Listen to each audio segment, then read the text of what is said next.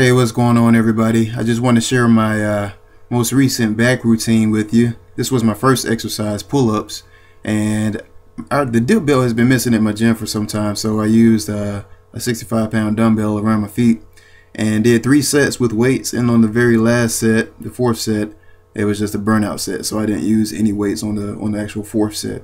And of course, this is after me warming up. Hyperextensions was my second exercise, but hang on. Hold on one second. Hey, D-Noid, you got a track I can use for some background music? Can you turn it up some? Okay, there we go.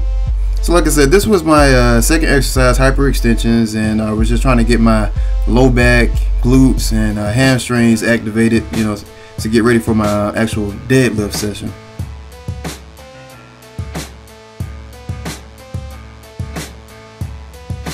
Now with the deadlifts, I started off with 135, then I moved on to 225 right here, and I just always went up with a plate. I start off light to actually get that mind-body connection going on. You know, that's very important when you start going heavy, having a good mind-body connection.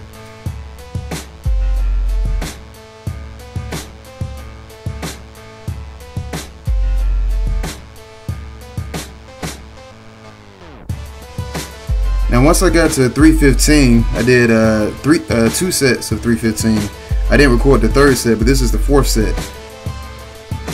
On the 3rd set, I put a crater in my shin with the bar. I mean, I drew blood almost when on the 2nd rep, so it kind of affected the rest of the workout.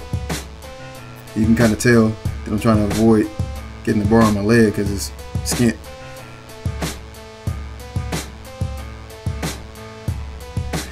And you'll notice me coming to like a dead stop, and the reason I'm coming to a dead stop on the deadlifts is because I'm like 2-3 weeks out from my powerlifting competition, and I just want to practice picking the weight up from a dead stop. So in my future deadlift workouts, you'll see a little more fluid. The actual rep will be a little bit more fluid. I practice with a couple of different grips. I use the double overhand, and I've also used the hook grip. You know, 1 over 1 under. The majority of the time I like to use the double overhand grip. You know, it takes a lot of strain and stress off the actual bicep. A lot of people pull biceps on this exercise because in an attempt to get the weight up, they'll actually try and curl. They'll try and curl 400-something pounds instead of just using their posterior chain. So as much as possible, I like to use double overhand, but when I use the hook grip, I make sure that I relax the biceps and push through the heels.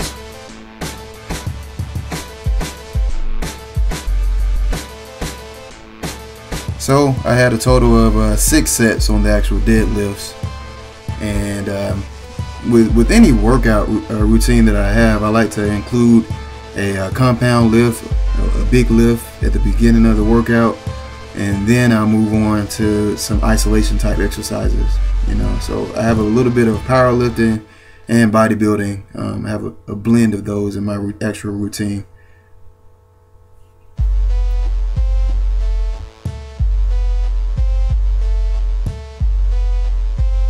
Now I'm off to one of my favorite hammer strength machines for the back, which is the front lat pull down. This particular machine does a very good job working on the lats, or I like to call them my Batman, the wings. I did 3 sets on this particular machine, and on the 2nd and 3rd set I actually took the 25 off so that I can get a little more range of motion. When you're doing this exercise, you want to make sure that you keep your chest up and out. Alright, then you want to contract your back right before you pull. Right before you actually pull the weight down, you want to contract your back. You know, it's just working on the mind-body connection to make sure that you're stimulating the right muscle fibers when you're doing the actual exercise. As far as the speed, you want to just pull down as hard as you can. But as far as going back up, you don't want to let gravity just snatch it back up. You still want to have a nice controlled motion going back up. But you definitely want to pull down with everything that you have. You know, just trying to explode down on the downward part, and don't let gravity pull it back up. This was the last exercise I did for back, was the cable row. And it's the same concept. I used the same concept on this one as I did with the front lat pull down. I try and explode with the cable to my chest. The motto that I use is to put some slack in the rope. I try and pull, so hard that I put a little slack in the rope, but at the same time I use a weight that when I get to 10 or 12, even though I'm pulling with everything I have, I'm still not putting that slack in the rope. But that is the goal, is to put a little slack in the rope with every rep. Just explode towards the chest. And I don't aim towards the lower abs, but because of my long arms, it seems like I am, but you want to keep that, you want to bring that as high as possible. I also worked triceps today, and I only used 2 exercises, the dips here and overhead extensions.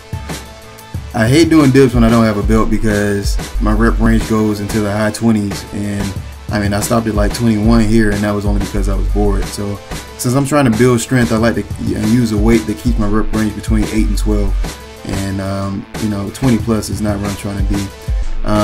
This is pretty much all there was to my back workout. It took me about an hour and 10 or 15 minutes to complete, and feel free to copy it, use it.